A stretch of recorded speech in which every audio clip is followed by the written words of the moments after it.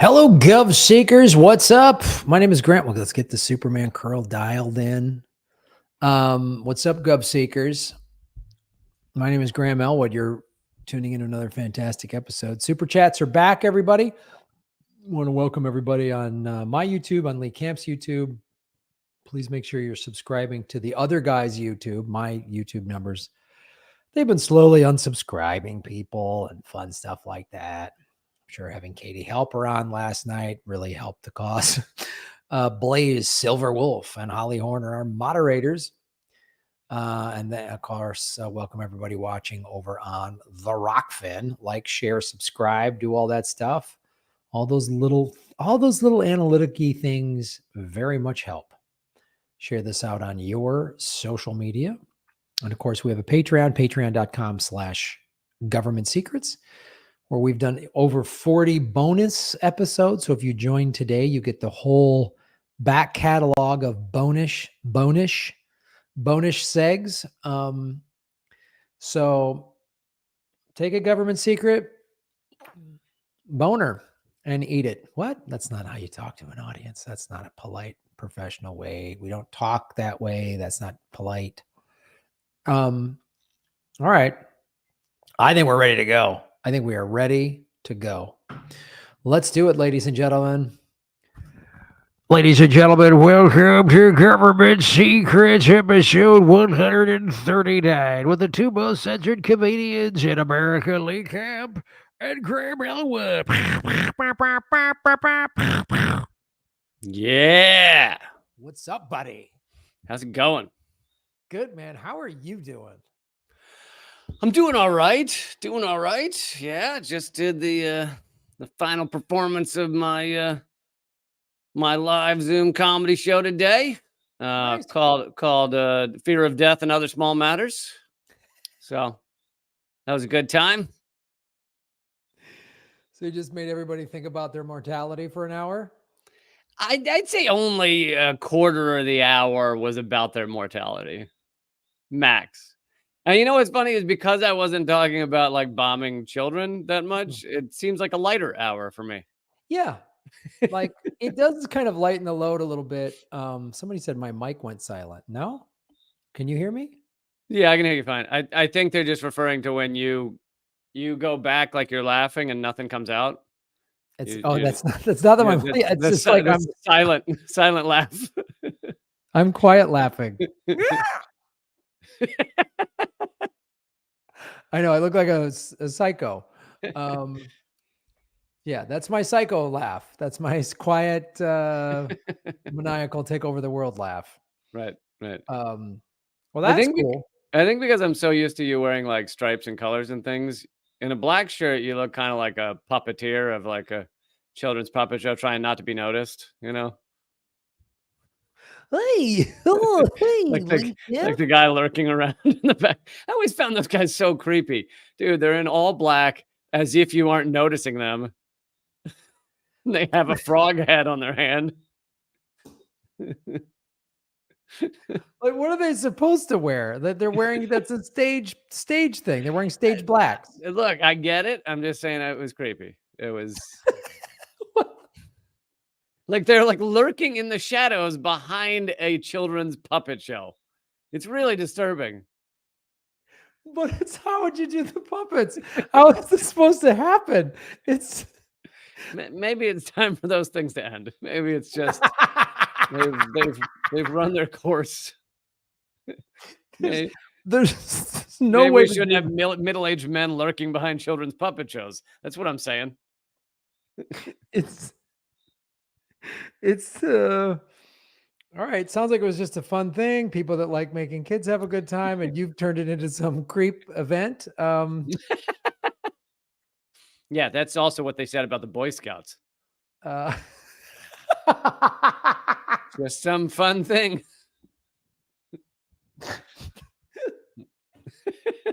I think I've already derailed Graham. Does government secrets really need to go after puppet shows? Like, is that really where there's is that our aim? I feel like we've been self-censoring for a while now, Graham, and it's time to really hit those puppet shows. How much is Big Puppet paying you, Lee? It's time to speak out. Oh, God. Well, you're fantastically insane. So it's really I think that's why you have me here. Fantastically insane. That's the beauty of this show. It's two guys that are kind of smart, but also kind of nuts. And it's like, Kind of smart, kind of nuts, and are crazy. I feel like both our crazies go in different directions, which is good. yes, You don't want aligned crazies. no, we have a point counterpoint of crazies. Like when one guy's got a crazy thing, the other guy goes, that sounds nuts. And You know, I'm like down with puppet shows, and you believe aliens are here, and it's just a perfect mix. I believe the Loch Ness Monster should be the mayor of Atlantis. And you think we should get rid of puppet shows. I get it. It's all, Yeah. Someone in the chat just asked, who's the puppet master? I'm gonna go Larry Fink, head of BlackRock. Oh, all right. I was going to say just the ruling elites that all have ties to Epstein, but that's just me. That's just me. That too. Always finding a way to tie Epstein into everything. What do you think is going on that island now? Can we just look into who runs the island now? Oh, good Lord. It's just Bill Clinton with nacho cheese all over his shirt. Yeah. It's the creepiest thing. One of the creepiest videos and that I had to watch in terms of my coverage of Epstein was a drone video going over his Epstein Island. The creepiest thing about it, two things stood out. One, the worship building or whatever. There was this weird like rock maze thing and there was like clearly like for some weird seances. And then I was like, if this is a rich person's island in the Virgin Islands, there was no like beach volleyball courts or, fun, like we're on vacation. There was none of that stuff that you would have for just a regular rich person's getaway. It was like ritualistic seance creep stuff and nothing normal, no normal fun. You would think even being involved with creepy ritualistic sex trafficking, they would still occasionally be like, let's play some pickleball or something, something to just lawn darts to take the edge off. Yeah. Being evil. But no, it was all evil. So I feel like, my segment probably should go first because yours sounds like it's got a lot of fun jokes in it. Mine has a lot of Nazis. Mine is just pretty much all funny. No one dies. No one gets raped that I know of. There's just all good times.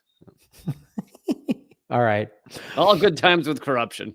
Just kind of what we would like, the sort of Disney vision of corruption that we have, just guys in a back room drinking, deciding who gets what in a non-democratic fashion. Some of that, not the kind of corruption that results in bombing hospitals and then saying they bombed themselves. Right. Which is a complete impossibility. Yeah. So, all right, we'll do government secret segment number 1, America's long, rich history working with Nazis. So this is our ongoing working with Nazis series. Well, yeah, and since we're backing a right-wing fascist government in Israel, I figured this is very apropos of keeping the tradition alive and backing Nazis in Ukraine and actual Nazis. So it's great. We get the broad spectrum of Nazis that we back. So I just typed in, and I found in a Salon article from 2014, the 35 countries where the U.S. supported fascist drug lords and terrorists. So, and this is back in 2014 when you could be critical of the United States backing fascists in Ukraine. And now we're not, that's all gone. That all goes away. So, you could be critical of it and legit Congress repealed the law or the act saying that we could not fund Nazis. Yeah. In 2013, there were headlines when they repealed it. meaning they kind of had a plan to go fund Nazis. Yeah. Which is on the heels of the 1998 law that was passed of having to reveal America's involvement with Nazis and reveal all of these documents. So that's one of the things I discovered today was this 1998 bill that was passed saying we have to go through all of our documents and be honest with them and forthcoming about all of the documentation that we have on how we've worked with Nazis. So that's how I was able to find this story. So this 35 art, it's great. And so the top number one was Afghanistan, you know, how we, how we basically were backing drug lords in Afghanistan. But I really wanted to go and little quick things like President Karzai's brother, Ahmed Wal Karzai, was a well-known as a CIA-backed drug lord. But we won't go into that. We're going to go into Albania. Between 1949 and 1953, the US and UK set out to overthrow the government of Albania, the smallest and most vulnerable communist country in Eastern Europe. Exiles were recruited and trained to return to Albania to stir up dissent and plan an armed uprising. Many of the exiles involved in the plan were former collaborators with the Italian and German occupation during World War II, which included former Interior Minister Xhafer Deva. We're going to go into Mr. Deva's CV here in a sec, who oversaw the deportations of Jews, communist partisans, and suspicious persons, as described in a Nazi document to Auschwitz. See, I feel like he's overextending himself. I feel like you got to focus on deporting Jews and, you know, let another department handle the communists. I think it's just a cost-cutting measure because they're all going on the same train. So why not just... True. I just, you know, I feel for the guy who's like overworked, you know, like he's never seen his kids. He's just 20-hour work days. Oh, the paperwork alone. I mean, or you realize you've spent 12 hours and you've only deported Jews. And then you're like, oh, the communists. Fuck. Shit. It's just like, there's this whole theater troupe. There's this whole left-leaning socialist theater troupe we forgot to deport. The theater troupe, they always skate by because they're wearing all black. They're hiding in the background, lurking in the shadows. Great puppeteers that they are. The communist puppet show. Communist puppet show. So declassified U.S. documents have revealed that Deva was one of 700. The declassified documents as part of this 1993, you know, be truthful about Nazis act or whatever. Deva was one of 743 fascist war criminals recruited by the United States after the war. And this is two operations that we've covered. One, Operation Paperclip, and the other one was Operation Bloodstone, where Bloodstone was where we used Nazis to go. And he was part of Bloodstone because Bloodstone was the one where we used Nazis to go into communist countries in Europe and help overthrow. So, and Operation Gladio was leaving caches of arms and things for Nazis and right-wing nationalists to, you know, kill left-wing politicians and the such if the need should arise. Sure. You know, you got a little extra time on the weekend or something. You know, it's like you have a cooler and stuff that you just use for camping. You know, it's like that. So this, you don't want to get those two mixed up. No. Show up at the camping trip, it's just grenades, white phosphorus. It's just banana clips of automatic weapons. And your kid's like, worst camping trip ever, Dad. All right, son, we'll go kill some socialists, you know. So he was part of that. Again, we recruited 743 fascist war criminals after World War II. Xhafer, whatever his name is, Deva, was a fascist Kosovo Albanian politician during World War II, a notable local politician in Kosovo and in Axis-occupied Albania. He took charge of German-occupied Mitrovica and worked with Germans to establish a pro-German Albanian government in Kosovo. Following the capitulation of Italy from the war, he helped form a provisional government under German occupation and set up a second league of prison alongside other Albanian nationalists. So this guy was like working with the fascists from the jump. I mean, Yeah. in November 43, he was appointed Minister of the Interior and was officially given direct command of the forces of the newly formed Albanian government. On February 4th, 1944, police units subordinate to him massacred 86 residents of Tirana suspected of being anti-fascists. Deva was later involved in recruiting Kosovo Albanians to join the 26th Waffen Mountain Division of the SS, which was the first Albanian SS unit, basically. He lost his position as Minister of the Interior with the dissolution of the Albanian government on June 16th, and subsequently became leader of the Second League of Prizren and led anti-partisan operations around Prizren in September. Soon after, he fled to Croatia and then to Austria with the help of the Germans, where he joined other anti-communist Albanians. So this guy works with the Nazis, creates an SS division within Albania as any good SS guy participates in a massacre.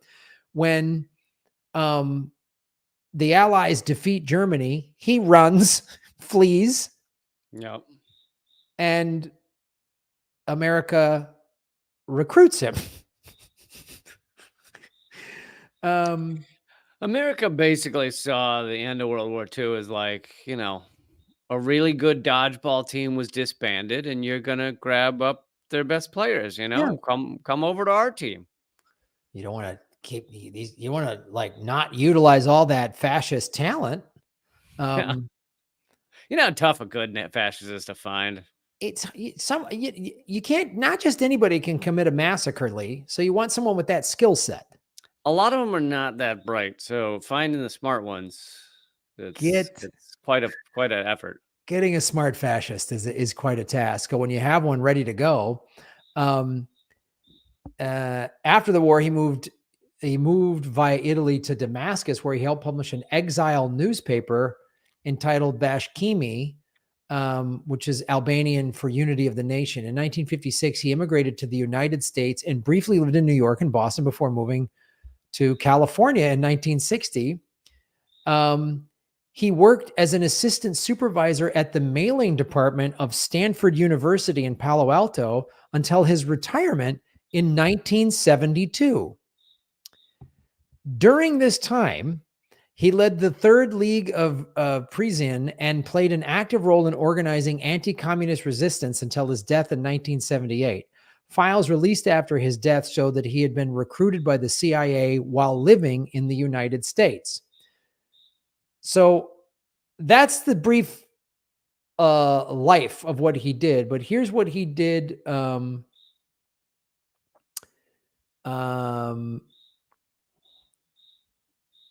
me get into the atrocities. So he helped the United States, but right after the war, according to German reports from November 44, Deva had a force of about 20,000 armed men at his disposal.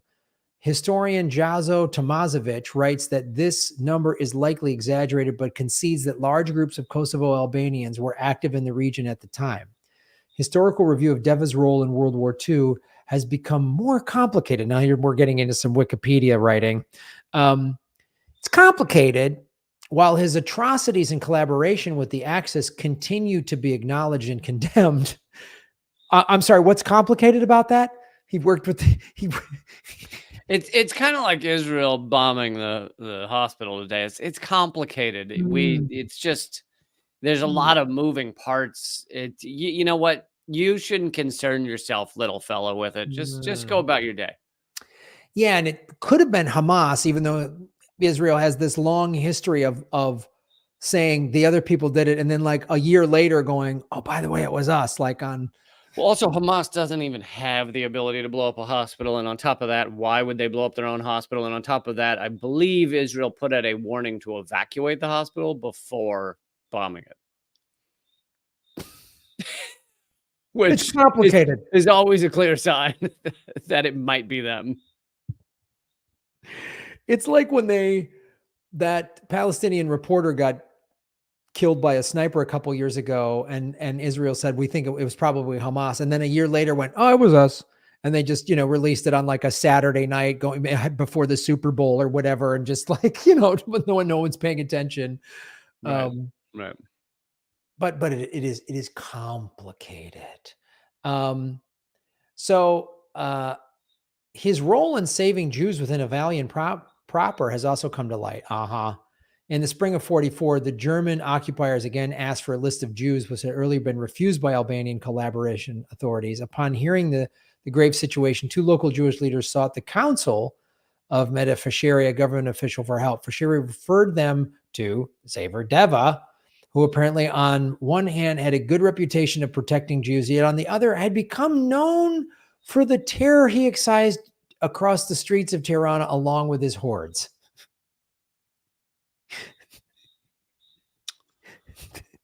So he was a terrorist who saved a few Jews?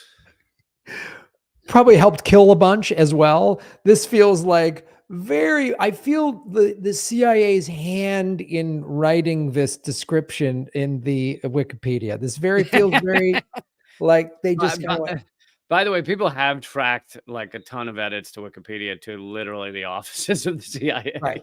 This is like, this has Langley's Grammarly written all over it. It's like, also good guy. Also good guy. Yeah, he killed a lot of people. He worked with the Nazis. He was a Nazi. But he gave one Jewish guy a ride to the store once. He had a long reputation of saying hi to any Jews he'd walk by, but he happened to also massacre a bunch of them. Sure. Right. Yeah. I'm sure Netanyahu once patted a kid from Gaza on the head once. When he was then Interior Minister of Albania, reportedly told Jewish delegates that he had the list and agreed that he would protest the matter with the Germans. He refused to hand the list over to the Germans and rejected the request to gather Jews in one place, purportedly because of the Albanian bad custom of hospitality. Bad custom of hospitality. And we're supposed to believe now that the Nazis that had control of Albania, he had this list. They said, we want the list. And he said, well, it goes against our custom of hospitality. And the Nazis went, okay. Yeah. You're right. Nazis were known for, if you just said no to them, then they would stop at that. Always. They were well known for a no means no, and they were like, okay, we understand. We just I thought I'd ask. You can't blame us for asking where the Jews are, but we get it. We get it. Yeah. As the war in Albania drew to a close, Deva fled to Croatia and then Austria, as we talked about, where he resettled with the help of the Reich Foreign Ministry as the Germans evacuated.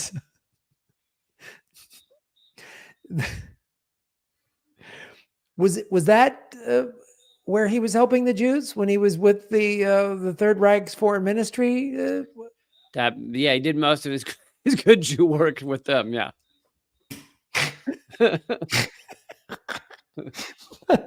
That's where a lot of good Jewish work was done, if I'm not mistaken. Yep. From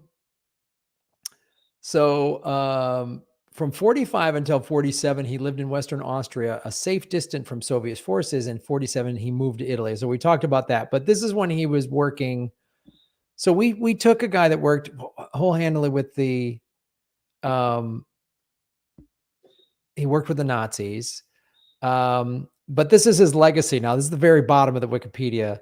Files released after his death show the Deva was one of 743 suspected fascist war criminals recruited by the CIA during the Cold War. In February of 2022, it was announced that the United Nations Development Program and the EU would help finance the restoration of Deva's former home in Mitrovica. The decision was condemned by Serbian Culture Minister, Germany's ambassador to Kosovo, as well as the director of the Simon Wiesenthal Center. In response to the criticism, the UN and the EU declined to withdraw funding for the project. So they In 2020, a year ago, we're going to like honor this guy a little bit by rebuilding his hometown. And like the Simon And Wiesenthal I thing. assume putting up a plaque or something for him. Right. Like we wanted to basically put up a plaque that totally rewrites history and talk about how he kind of helped out a little bit, like, oh, and he was allowed to live until he died. He worked for Stanford University and lived and worked there until 1972. If he just lived a little longer, he could have gotten a standing ovation from the Canadian Parliament. He could have been honored by the U.S. Congress. Just a couple of more years. Oh, the backpedaling after they honored that guy was amazing. It was amazing. It was amazing to watch. And Trudeau's apology was like, we shouldn't have done that, but also Russian propaganda. It was like, wait, it's Russian propaganda, but also you shouldn't have. What part is Russian propaganda? He's like, it was kind of like, no one would have cared that we gave a standing ovation to a Nazi if it weren't for Russia. Right. Pointing out the Nazi. Oh, God. So that's one of the 743 Nazis that the United States recruited after World War II. This begins Graham's 733-part series. The Nazi you know is better than the Nazi you don't. For the next, I don't know how many years that'll be, 30 years, this is what I'm going to cover for Government Secrets. This is the beginning of Graham's 700-part series. I do not see the problem.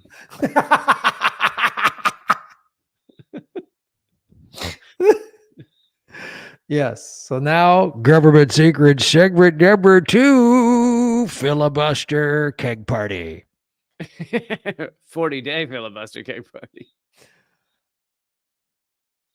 All right. So this is just a beautiful, amazing level of corruption and hilarity in the nation's government. This is, it's in the Oregon legislature that this happened.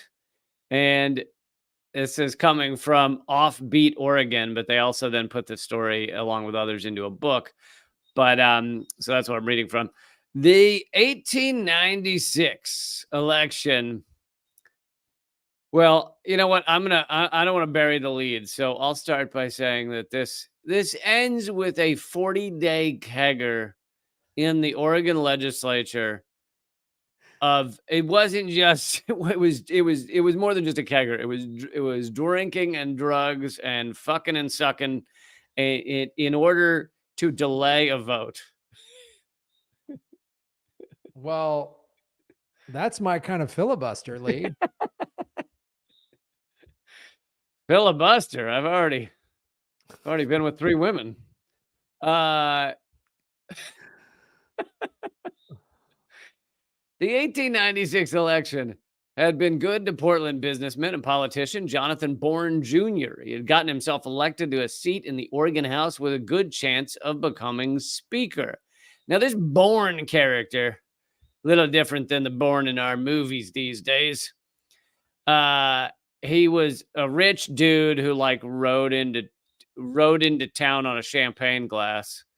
Son of some titan of whatever, who probably he had Ice Cube billions or something like that. Like the tongue on a shoe. His dad made $1 billion selling those. Right. No, whatever, something like that. One of those things, yeah. One of those things. He was the first one to put that little plastic thing on the tip of the shoelace. Yeah, he did really revolutionized it. Yeah, they have a patent on it, and to this day they've made $468 billion. Yeah. And so he's a rich boy, rides into town, gets elected. Bourne soon had despite being somewhat new to town, soon had a motley collection of good friends and kindred spirits along the town's shady waterfront. So basically he found the shadiest part of town and he was like, these are my kind of people. And I don't blame him for that. They're probably my kind of people too. But especially its notorious North End, north of Stark Street, where by popular consensus, all the hardcore vice operators were supposed to stay.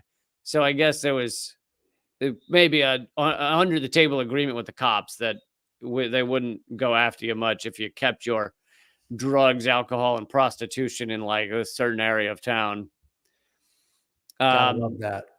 Yeah, I know. Gotta I love love. when you have those agreements with the police. I love just amoral gerrymandering. I just love like we're gonna redistrict all of this. Yeah.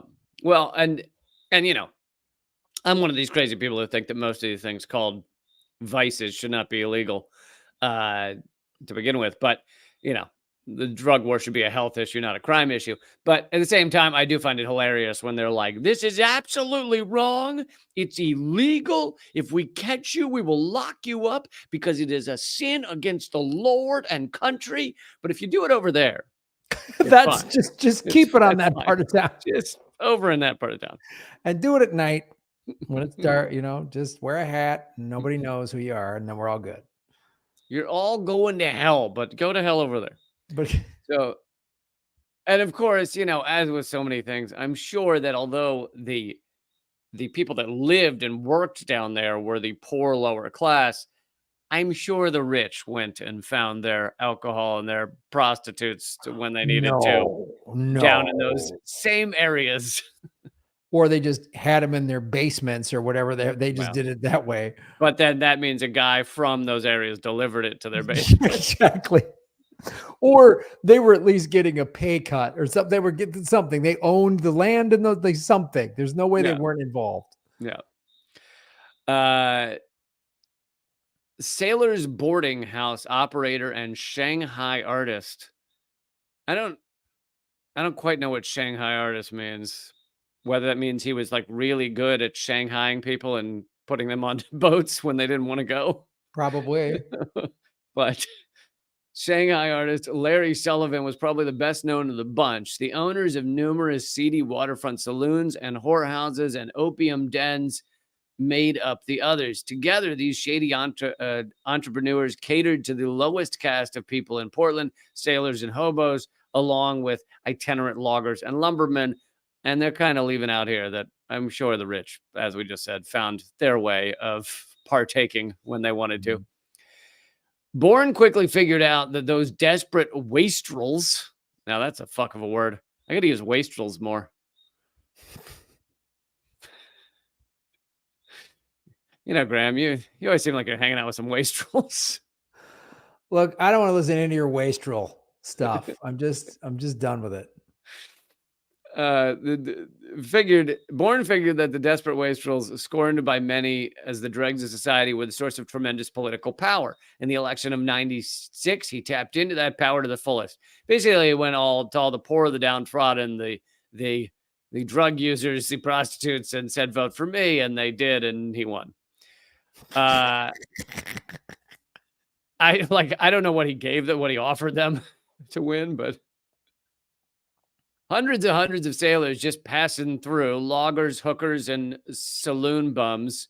And I'm just using the terminology. I'm just going with the terminology they have in the articles. I don't, I certainly understand if people want to no longer use the word hooker, etc., or bum, saloon bum. It's like, I think we should bring back saloon bum. Quite honestly, I think we should bring back saloon bum to refer to all the CEOs. The saloon bums. Were eager to earn the price of a drink or six by casting a ballot. So they're saying what he gave them. He offered them drinks or 6 drinks or something. So he gets elected, and then he feels he's pretty likely to be named Speaker of the Oregon legislature, ensuring the re-election of his pick for U.S. Senate, John Mitchell, was quite a bit more expensive.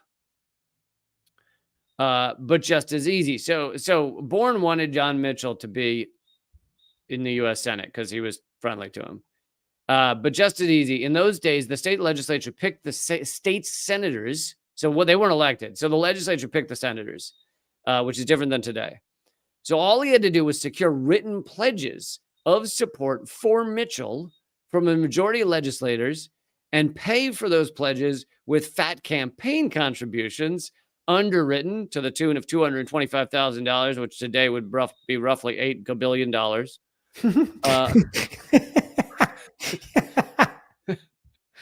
By the Southern Pacific Railroad.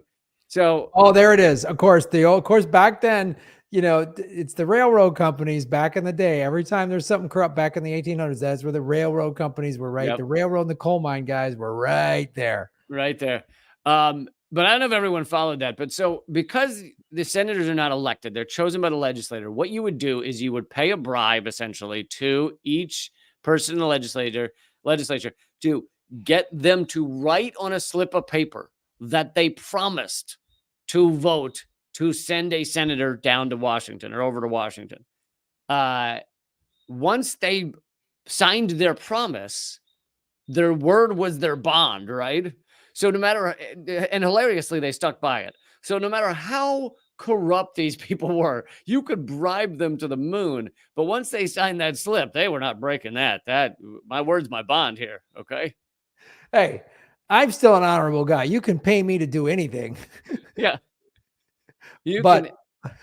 Once we shake hands on a really awful, corrupt, horrific idea that goes against representative democracy, then that's it. I don't buckle. You can pay me to fuck a donkey in the broad daylight, but I will not break my word once I've signed a slip. You paid me to set a puppy on fire. I'm going to set a puppy on fire because I'm a man of my word. But here's the problem. So it sounded like everything was going Bourne's way. But after the election in November, Bourne learned something was about to happen that would utterly ruin it for him. Soon after the election, he started hearing rumors that the U.S. Senator John Mitchell planned to abandon his support for the silver standard for U.S. currency and switch his allegiance to gold. So most people know at this time, U.S. currency was backed by either silver or gold, mostly gold. But this guy, Bourne, was the owner of several silver mines in Eastern Oregon and Idaho. So he was very committed to the silver standard backing our currency. I'm so glad that this kind of crazy corruption doesn't keep happening. I'm so glad that now here's the thing. I thought it was a recent thing. I thought we just got corrupt as of 1980, but turns out. I mean, I'm so glad that they were this corrupt. And then in the early, 1910 or whatever, said, let's create the illegal banking cartel called the Federal Reserve and make this even more institutional corruption. Yeah. It's much easier to keep your corrupt paperwork together once you have the Federal Reserve.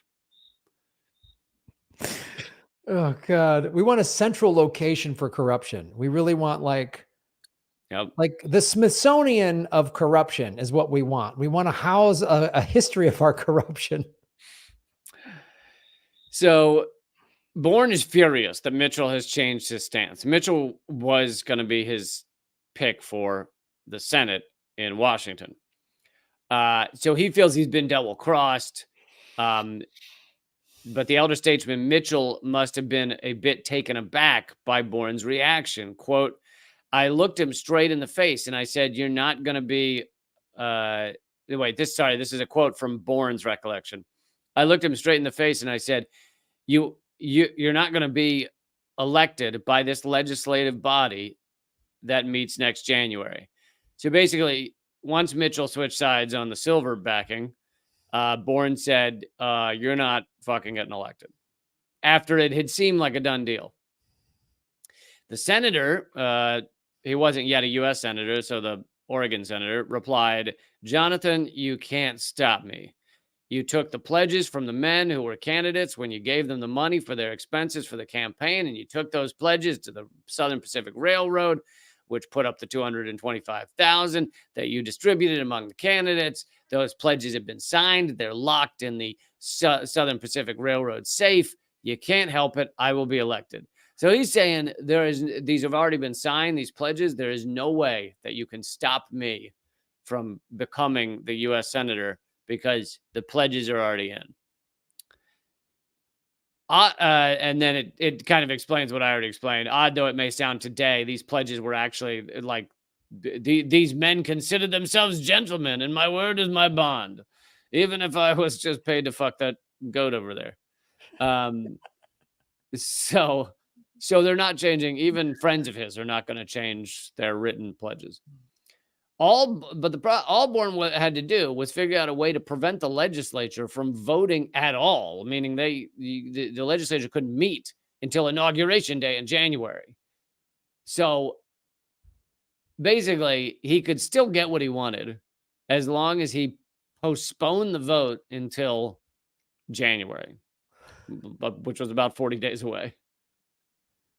First, he collected together about $80,000, which in today's money is $80 gazillion.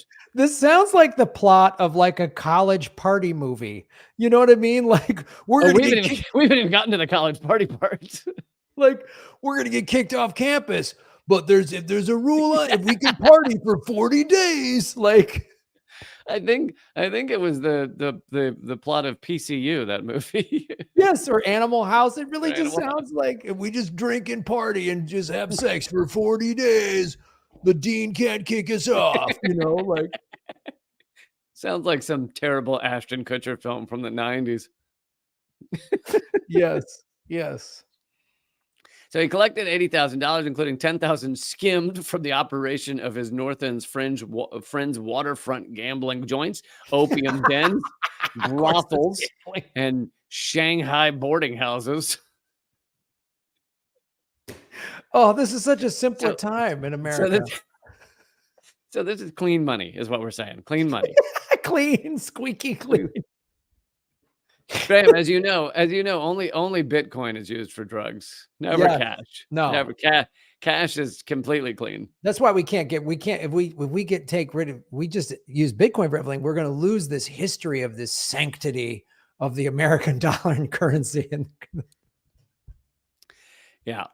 So he collected all that money and used it to throw a massive 6-week-long drunken party for his fellow legislators in the State House of Representatives. So he didn't just bring the, ne'er-do-wells, what was it, saloon wastrels? He didn't just bring the saloon wastrels. Saloon wastrels. The gambling detritus. He just didn't bring those guys in. He didn't just bring the gambling detritus and the saloon wastrels. He also brought the whorehouse dejects and the. I'm literally going to pitch this as the sequel to the Old School movie. This is. But here's the catch: it's as with the Bourne movies, it's still played by Matt Damon. So Bourne is still played by Matt Damon. Oh God. But he didn't just invite them. A lot of the legislators showed up. So this shows you the type of legislature in your average American state house at the time. They were like, wait, you have all the opium and the beers and the prostitutes at the state house? I'm there. Let's do it. And of course, the thing I love is it's just like a foregone conclusion that these men that are in power, one of the reasons they're in power is, I know the gambling guy, I know the prostitute guy, I know the Shanghai guy. They just all know all of these criminals. That's how they are in power. Oh, it's great. The party would rage for 40 days and 40 nights. Can you imagine trying to keep that thing going when, like, even your biggest drunkard, even your biggest saloon wastrel is like, dude, it's been 20 days. I gotta take a nap. Dude, I've been gambling and whoring and drinking. I mean, I've been on a 21-day opium bender. I gotta stop. No, dude, another 19 days, bro. We need you. Yeah, we need you in there. You're our cleanup batter. We need you. Well, it's probably that thing though. again, like all like high school or college party movies, like Risky Business, the word got out. So then just more people just started showing up Right. and kept the party going. Right.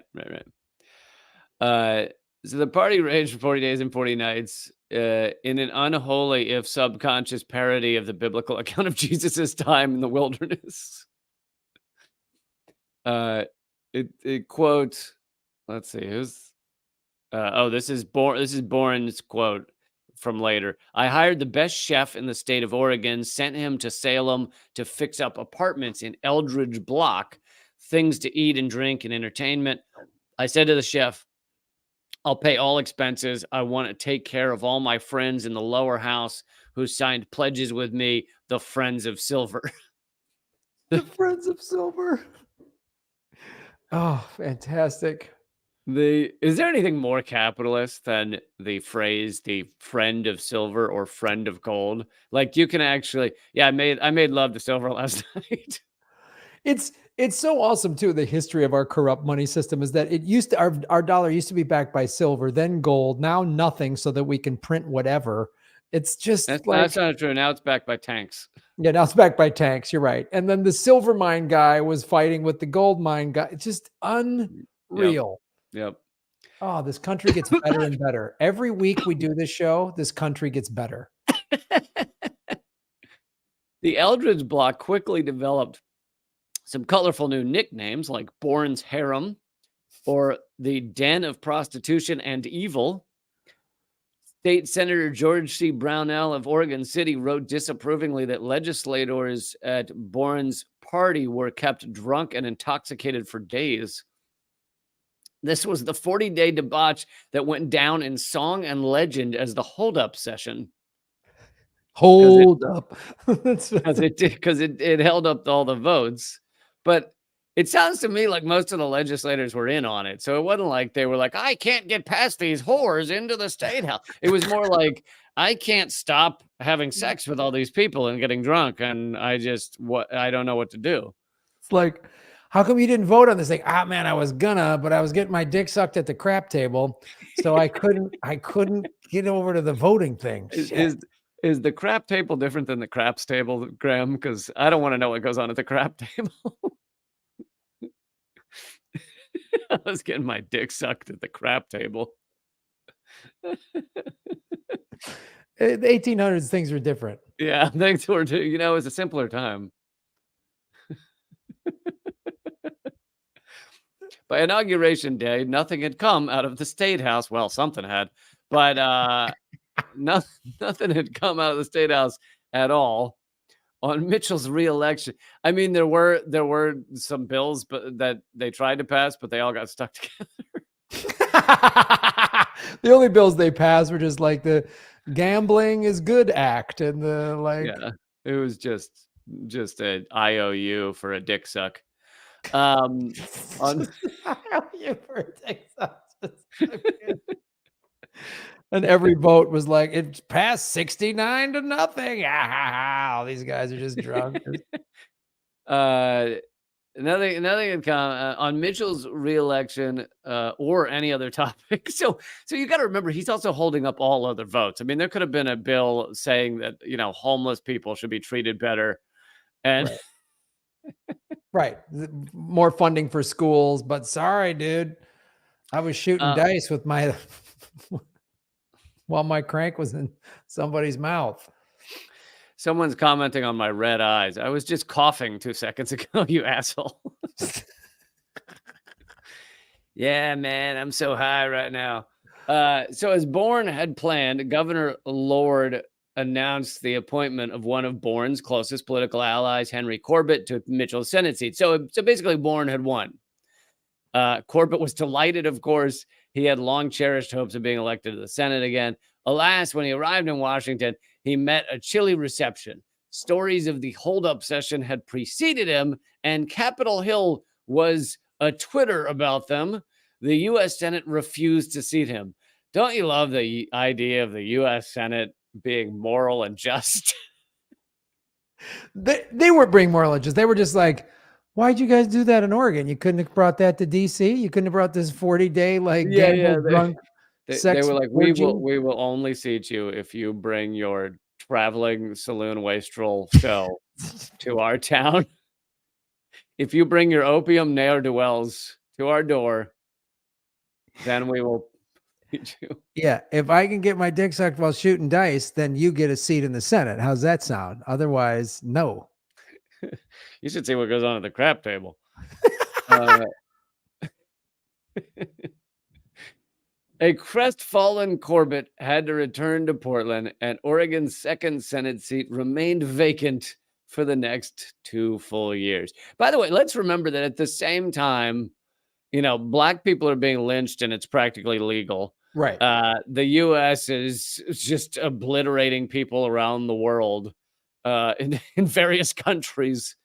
And yet our Congress was like, hold on, you only got your Senate seat because someone was having sex out front the legislature? We ain't seating you at all. We are upstanding men of high moral value. This is High the late moral 1800s. This is Smedley's Butler time when he Yep. refers to in his book of like going around the world as a button man for capitalism, while these guys are having an opium orgy in the Oregon state legislature. An orgium. Yep. Orgy.